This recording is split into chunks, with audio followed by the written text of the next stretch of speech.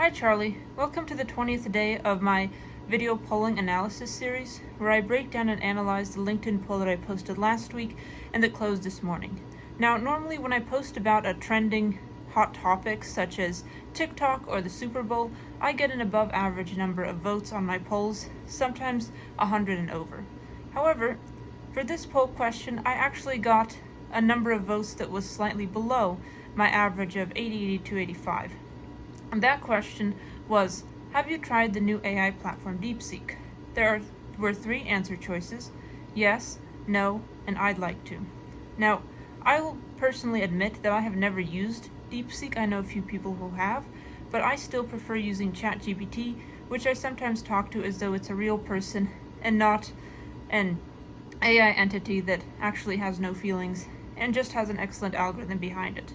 So anyway, what I'm trying to say is I know that DeepSeek is a pretty controversial topic with very passionate people on both sides of the debate. I am not trying to say that I am an expert in DeepSeek or any AI technology. I barely understand how ChatGPT can generate such human-like responses. I'm just trying to provide a couple of performance and usage statistics about DeepSeek to ground our discussions about it in some reality. So hopefully these facts are as objective and true as they can possibly be. I looked them up on the internet last week. I hope they're still relevant to the discussion 7 days later. So anyway, on to the poll results first. 16% of my 73 voters said they had tried DeepSeek, 70% said they hadn't tried DeepSeek, and 14% said they would like to try DeepSeek. So, as you can see, a small minority has tried DeepSeek, but the majority of people either have not tried it, don't necessarily want to try it, or would like to try it at some point in the future, but they haven't done so yet. Okay, so on to the statistics about DeepSeek. DeepSeek allegedly used 2,000 NVIDIA H800 chips to train its models. Now, these NVIDIA chips are supposedly the best in the entire world, so it makes sense that if you're trying to build an AI model in a relatively cost-effective and time-efficient manner, you would want to use the top-of-the-line chips in the entire world, allegedly. Again, I don't really know a lot about the technology behind these chips or the chip-making industry in general, but that's just my general perception of NVIDIA and what these chips are generally used for.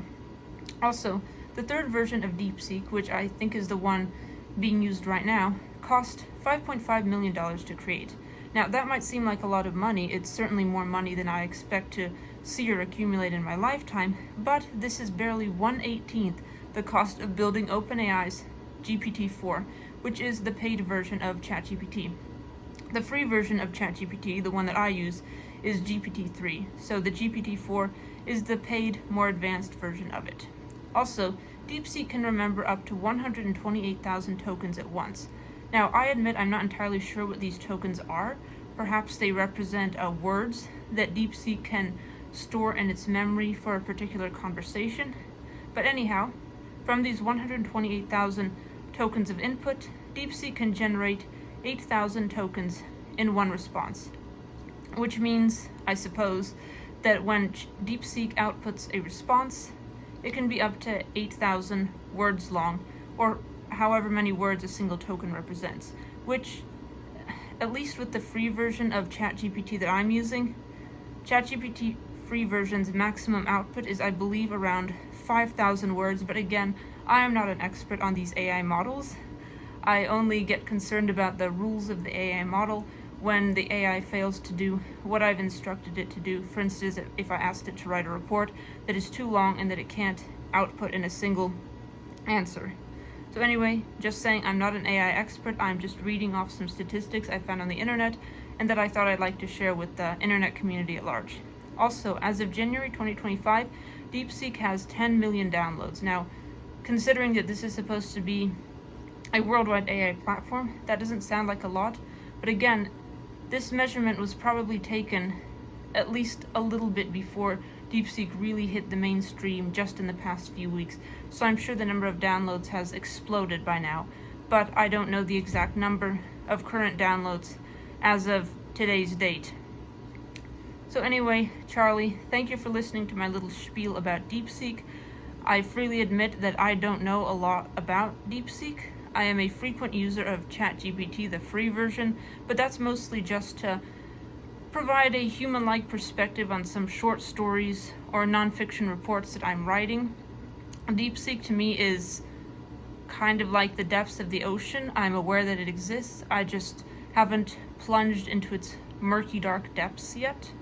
But I will do my best to keep my internet community on LinkedIn and I guess now on YouTube updated about any developments in DeepSeek as they arise, just because I think it's important to stay up to date on these kinds of trending topics. Even if you don't necessarily participate, being informed about them is a pretty good step to ensuring that you're not completely taken off guard when they materialize in your life in unexpected ways. So anyway, Charlie, thank you for listening to my 20th polling analysis spiel, and stay tuned for the 21st video in this series tomorrow. Bye, Charlie, and have a fantastic day.